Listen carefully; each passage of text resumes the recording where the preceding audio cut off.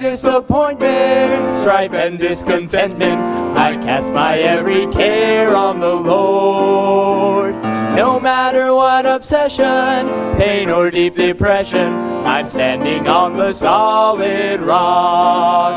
I'm standing on the rock of ages, safe from all the storm that rages, rich, but not from Satan's wages. I'm standing on the solid rock.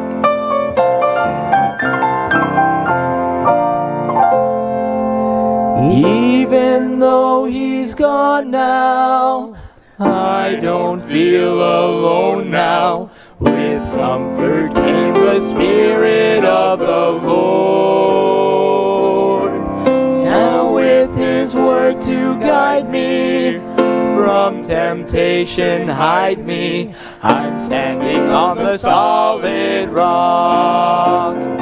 Now I'm pressing onward, each step leads me homeward. I'm trusting in my Savior day by day. And close is our relation, firm is its foundation, so on this solid rock I'll stay.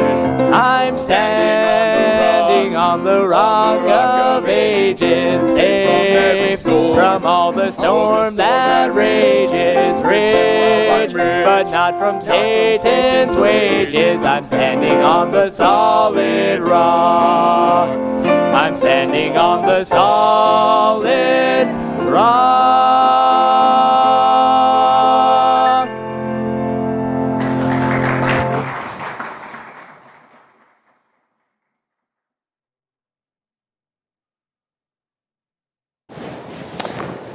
Good morning, everybody. Good morning. Good. My name is Stephen Skelton.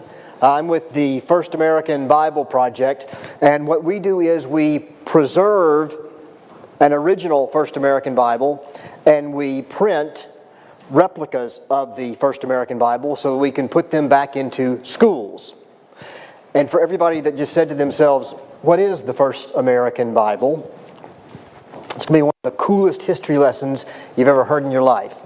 Could be life-changing. Here's our history. So, at the foundation of the nation, as the American Revolution began, America stopped trade with Britain, which is a very natural thing to do. We stopped buying things from the country we were at war with. We stopped sending money over to our enemy to fund the effort against ourselves. A very natural thing to do. We stopped trade with Britain. Now, among the many products that we then stopped receiving from Britain were Bibles, because Britain's the only place America got its Bibles from. It was the King James Version of the Bible. Britain's the only place that we got it from. So, due to that fact that we had cut off our supply of Bibles, and in addition to that fact that we could not print our own because it was illegal in America to print the Bible. You might never heard that little tidbit of our history. Home of the free, land of the brave, and it was against the law to publish God's Word on American soil. As if we were communist China or Soviet Russia. Because King George held a license on the King James Version of the Bible, and King George was not allowing anyone in the American colonies permission to publish the Bible. So, between those two things, we had cut off our supply of Bibles through trade, and also that we could not print our own because it was illegal to print the Bible in America, we ran out of Bibles in America. We had a Bible shortage at the foundation of the nation. And into that crisis steps a real hero of American history. It's a man named Robert Aitken.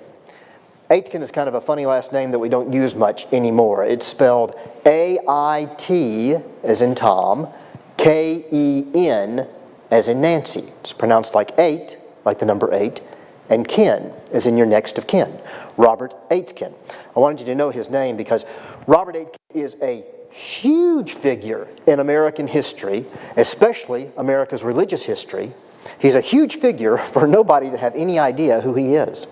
So who is Robert Aitken? So Robert Aitken is a first-generation immigrant from Scotland who comes over to America. and he starts a publishing company in Philadelphia.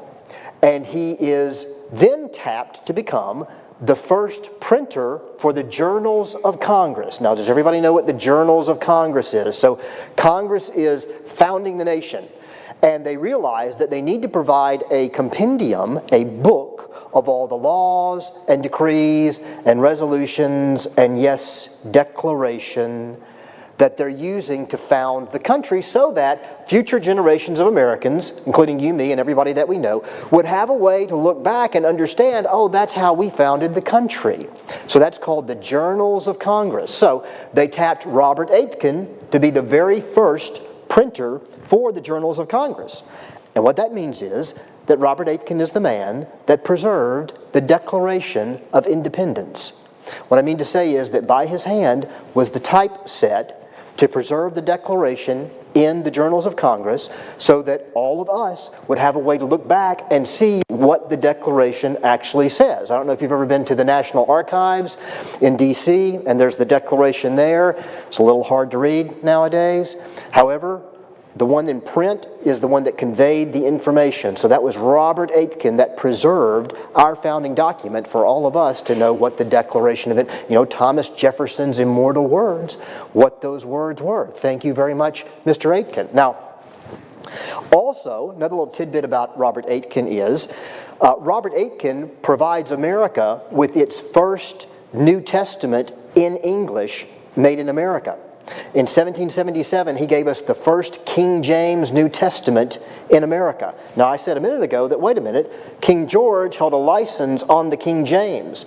So how could it be that Robert Aitken could give America its first New Testament in English in America, which was the King James New Testament? Well, it's because Robert Aitken discovered that there was a loophole in the king's license. And the loophole was that the license only applied to the Old Testament and New Testament together under one cover. But if you took the Old Testament out to put it under its own cover, if you wanted to, and you took the New Testament out to put it under its own cover, the license no longer applied. So, Aitken again, in 1777, he gave America its first English King James New Testament. It's just the first English one, also the first New Testament, also the first King James in our country history. So there's Robert Aitken preserving the Declaration of Independence, also giving America its first English New Testament in our country's history, published here. But that was all just a warm-up. That was a warm-up for a letter that Robert Aitken wrote to Congress. And he said to Congress, I would like your approval to publish the first American Bible.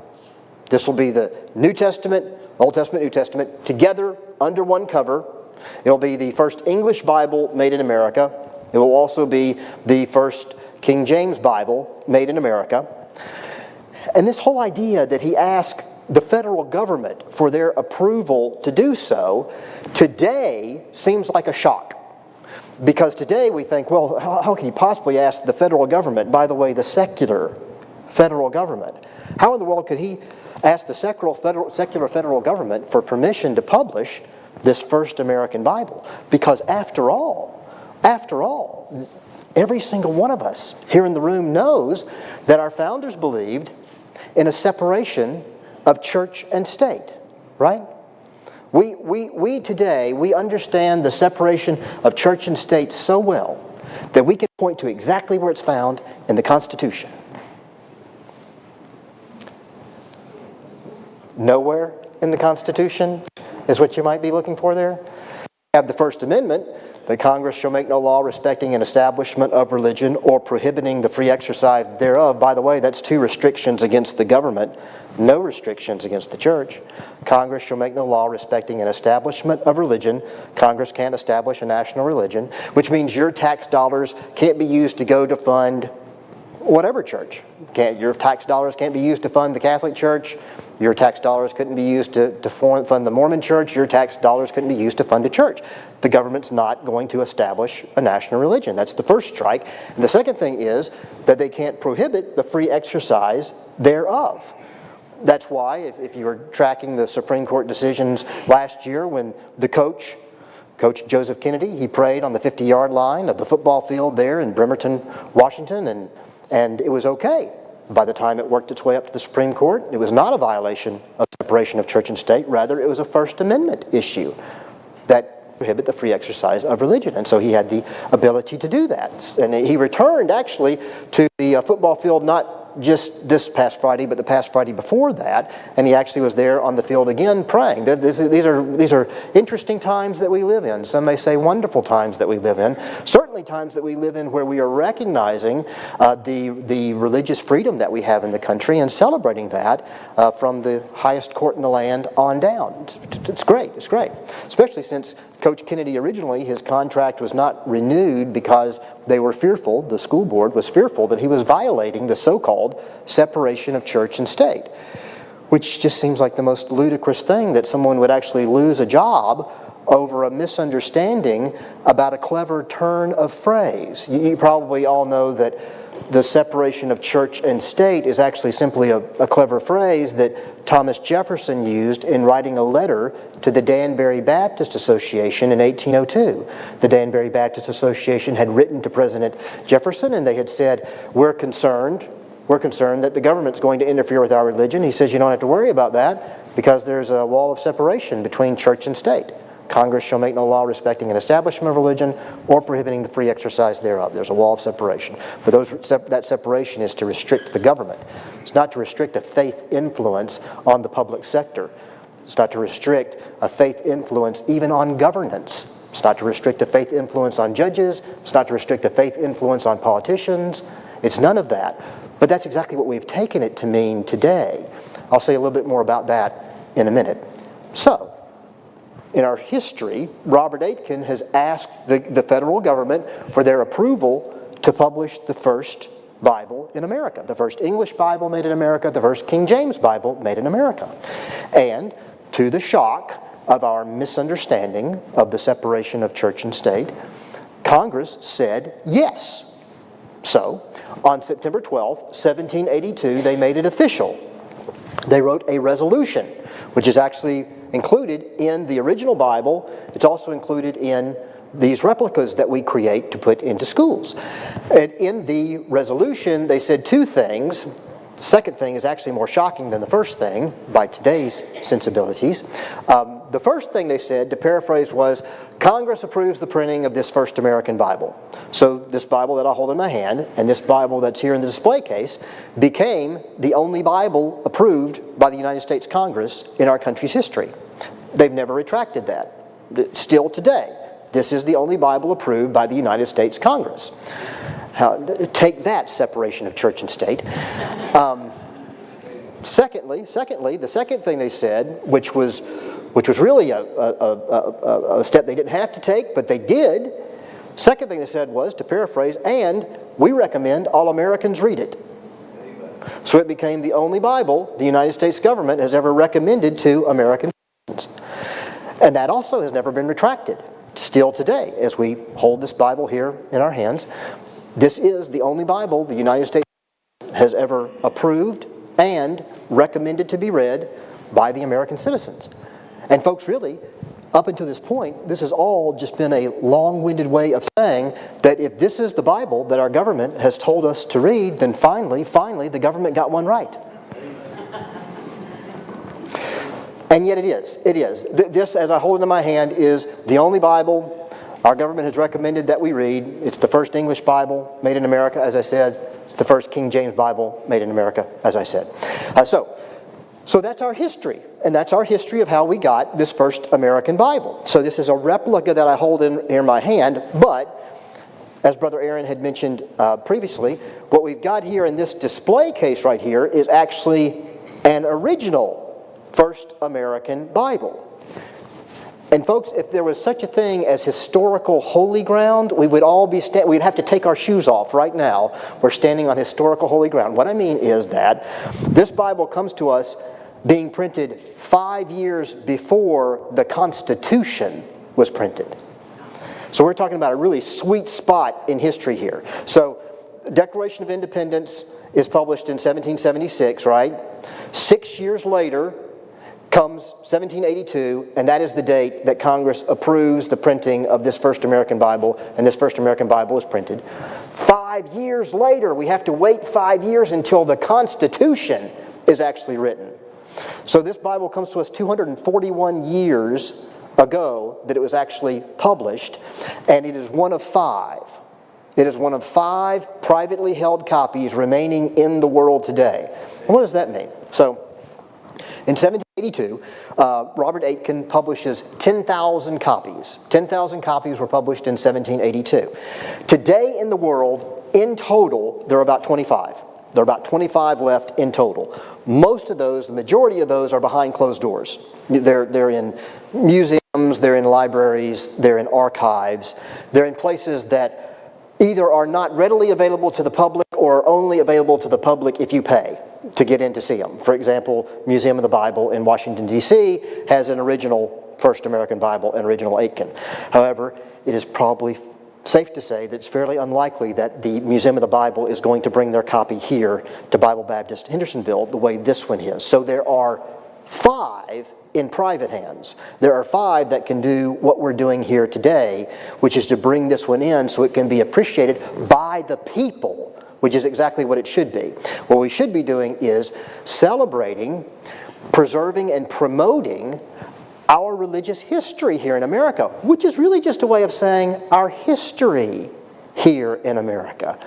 I add on the religious qualifier. I don't really even need to do that. It's simply our history. Is there a Bible approved by Congress? There certainly is. Is there a Bible our government has recommended that we read? Oh, there certainly is. It's simply a matter of our history. And here we have one of the 5 that we've brought today to Bible Baptist Hendersonville. So, that's all our past. That's all our great history. And we've got this artifact of American history right here.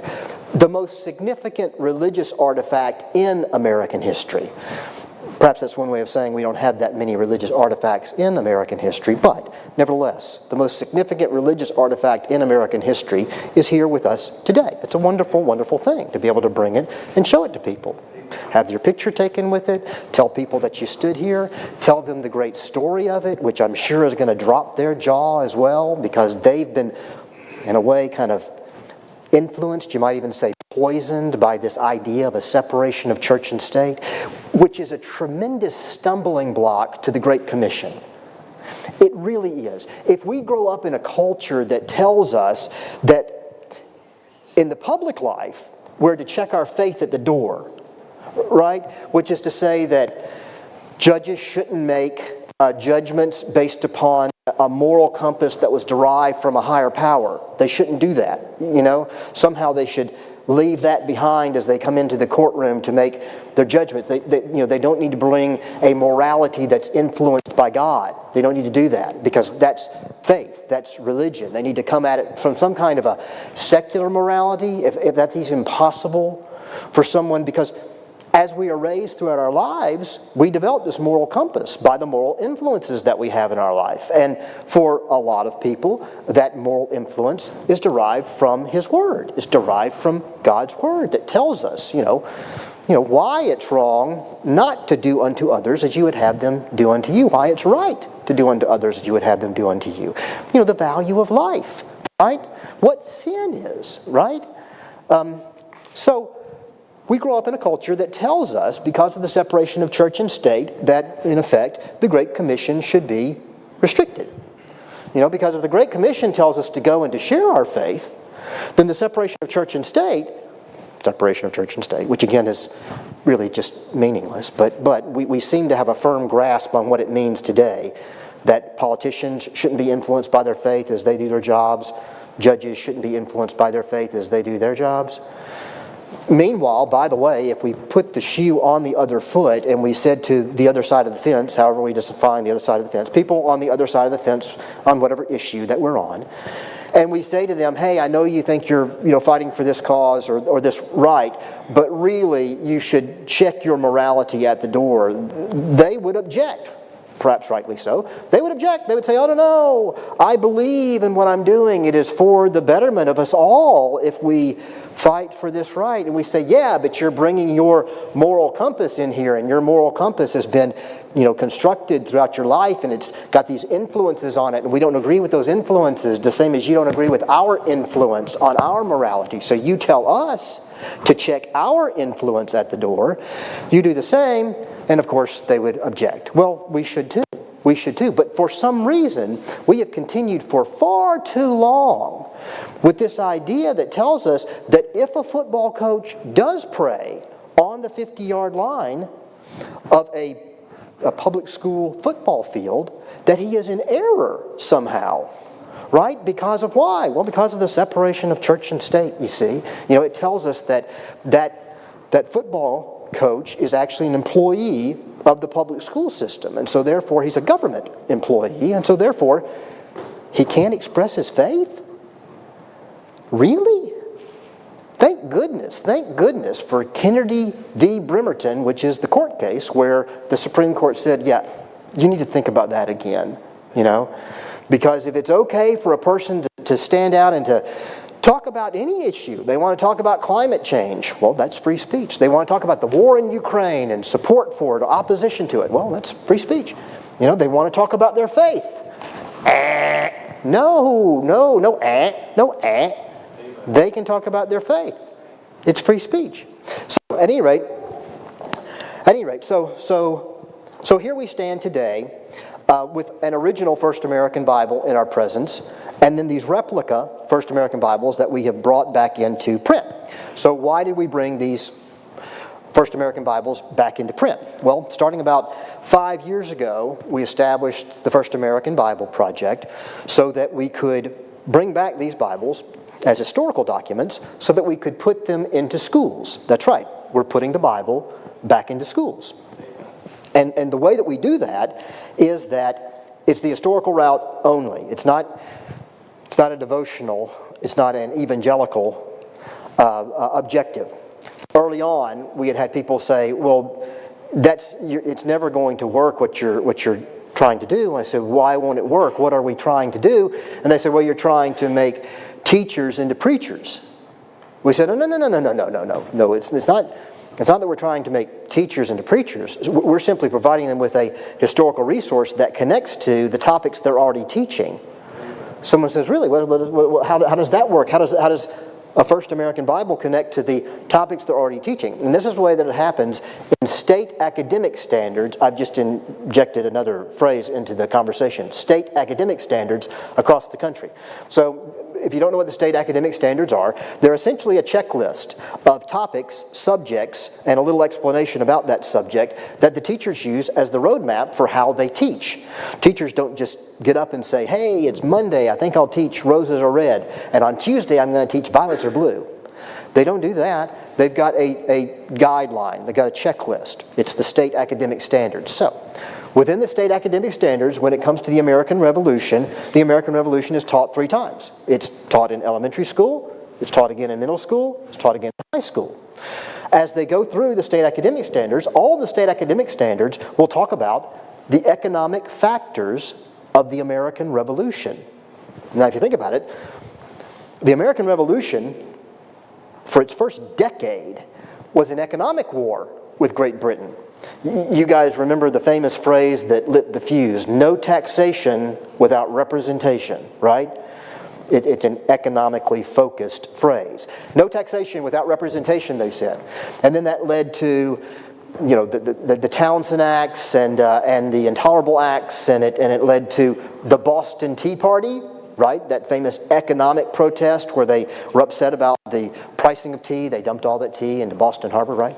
And then finally, you get up to the big bomb, for lack of a better phrase, in the economic war with Great Britain, which is the completion of trade between our two countries. That's the embargo.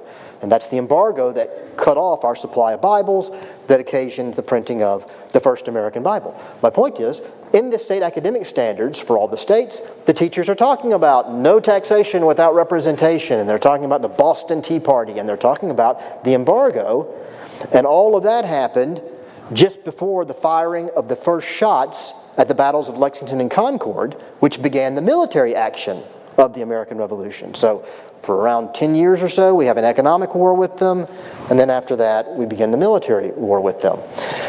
So as they teach, as the teachers teach, according to their state academic standards, this is nothing that we've injected, this is what they were teaching anyway, without us, they will cover all of these topics. Now, when we say to them, we want to provide you with a resource that you can use as an object lesson for those topics that you're already teaching on. And the way that happens is, as they talk about economic trade between the two countries, they'll talk about international trade. Well, this began as an international trade item. It's an object lesson they can put into their students' hand. Hey, I don't have a bag of tea here. I can talk about the Boston Tea Party. I don't have a bag of tea here, but hey, I've got another trade item that used to be an international trade item. Also, it then became a domestic trade item when they begin to talk about the economic growth here in America at our very foundation. Here's another example of that, another object lesson that the students can take the idea and make it more concrete as they hold it in their hands. So it's both an international trade item, it's also a domestic trade item, it's also an act of the Congress of the Confederation. You know, the Congress of the Confederation, when we were governed by the Articles of the Confederation.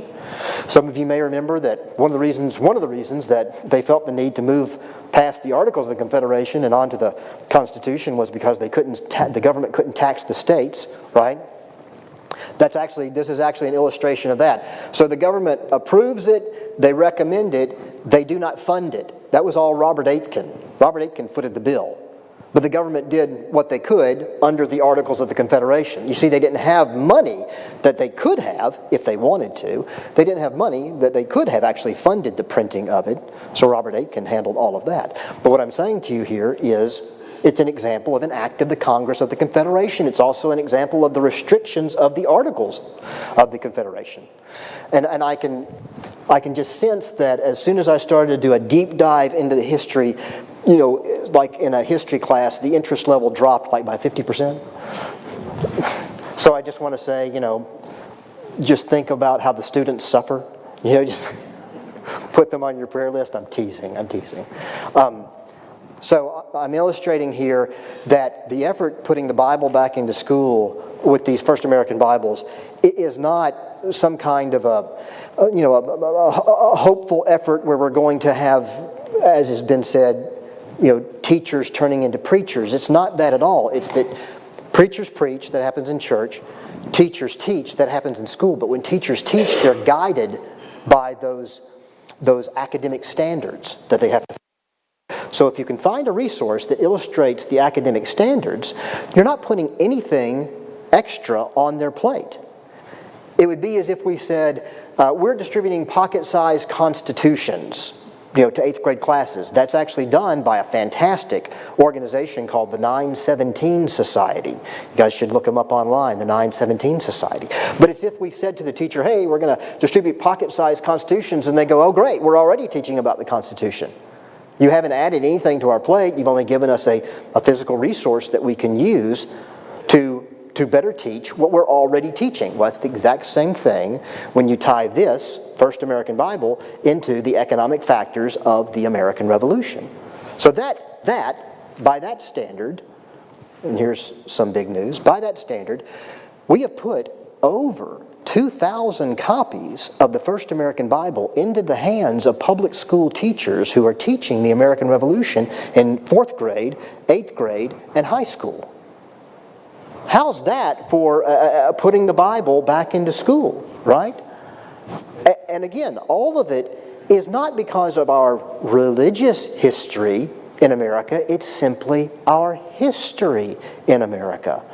And that kind of mindset will, I think, help folks in terms of understanding the lie that's been foisted on us about this separation of church and state that for many years the courts went along with as well. I don't mean to say it was all in the minds of the people. You had many judges out there who were also, in my humble opinion, missing the First Amendment. So nevertheless, that is simply our history, not necessarily, you don't have to qualify it with our religious history, it's simply our history that the government approved the first Bible made in America. The government recommended that you read the first Bible made in America. And that is surely the absolute best indication that far from the founders of America believing in a separation of church and state, in fact, they believed in a cooperation of faith and state. A cooperation, a faith influence on governance. Isn't it unusual that when I say that to you, to some of you that may sound like a revolutionary idea, that we should have a faith influence on governance, that individuals who were raised in the church and go on to have jobs that have a public influence, that they are free to act from that godly influence, from the way in which they have developed their moral compass. I don't mean to take anything away from constitutional issues. When you look at Kennedy v. Bremerton, there were certainly constitutional issues there. But at the same time,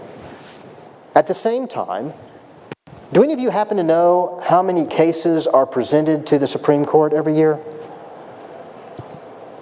It's right about 10,000. Around about 10,000 cases petition the court to be heard, not that are heard. They look at me, about 10,000, around about that, every year. Okay, does anybody happen to know how many cases the Supreme Court actually hears? How many cases actually appear before the justices that they then render a verdict on? Around about 150. So yeah, I just went from 10,000 down to 150. Does anybody happen to know how we arrive at 150? Does anybody happen to know how we winnow down from 10,000 every year down to around about 150 every year? It is essentially what interests the justices. Now there's different ways to present that. You can create different qualifications for that. For example, one of the reasons that's oftentimes presented is that they say, well, it's what's going to affect the majority of Americans, or many Americans. We'll hear that case. Well, folks, I dare say out of 10,000 cases, you are bound to find a majority of those cases would influence many Americans. So that gets us so far. But what gets us even further is the justices and their staffs expressing an interest, a personal interest in that case. Again, I don't need to take anything away from constitutional issues. Certainly there are constitutional issues at play here. But I do mean to tell you that when we've got some of those great justices that we've got on the court right now that are acting from a faith influence, they are completely correctly right to do that, and it has a real influence on the rest of us, which in some cases is a very positive thing, like Kennedy v. Bremerton. That the outcome is that now we know, perhaps for the first time in our life, that a public school official actually can express their faith, even on school grounds, as long as it's after school and it's after their official duties have been fulfilled. All right. So my time here is getting ready to be a little limited. So let me kind of bring all this together. So, the past, present, and the future. The past is here, right in front of us, with one of 5 First American Bibles that are privately held remaining in the world today. Please, come up and get your picture taken with it, tell your friends about it. Past, present, and future. That's the past. The present is that we have brought it back into print. We brought the First American Bible back into print, and we are just getting started on putting the Bible back into schools. We did it here in your county, thank goodness. However, your neighbors need your help, because we're not just stopping here. We're going to roll forward, putting the Bible back into school, specifically the First American Bible, into the hands of public school teachers that are teaching the American Revolution. We do private schools and home schools as well. However, I want to say that one of the very good things that is done when a teacher stands in front of 25 students and holds up this book, that the student sitting there would say, wait a minute, you mean there's a Bible approved by Congress? Then how can there be a separation of church and state? I may need to rethink this. Not only that, but I'll say that you and I both know stories of leaders of the faith that opened this Bible for an academic reason or even an antagonistic reason, and yet they found God on the pages of His Word and went on to become great defenders of the faith. I'm thinking specifically of Lee Strobel, the gentleman that wrote The Case for Christ. How did he come to Christ? Well, his wife was a believer. He was not. He opened up the Bible to prove her wrong. He found God on the pages of His Word, became one of the great defenders of the faith. The same is true for an earlier generation, Josh McDowell, some of you are nodding your heads. He wrote Evidence That Demands a Verdict. How did he come to Christ? Well, he opened up that Bible for an academic reason, not because he was a believer, for an academic reason, to study it from a secular standpoint even, and yet he found God on the pages of His Word, became another great defender of the faith. I can imagine that we are creating that opportunity for countless students, and maybe a few teachers, to hear about this only Bible approved by Congress, to open it up for an academic reason, and yet have the opportunity to find God on the pages of His Word. And so I come to you today saying past, present, and future.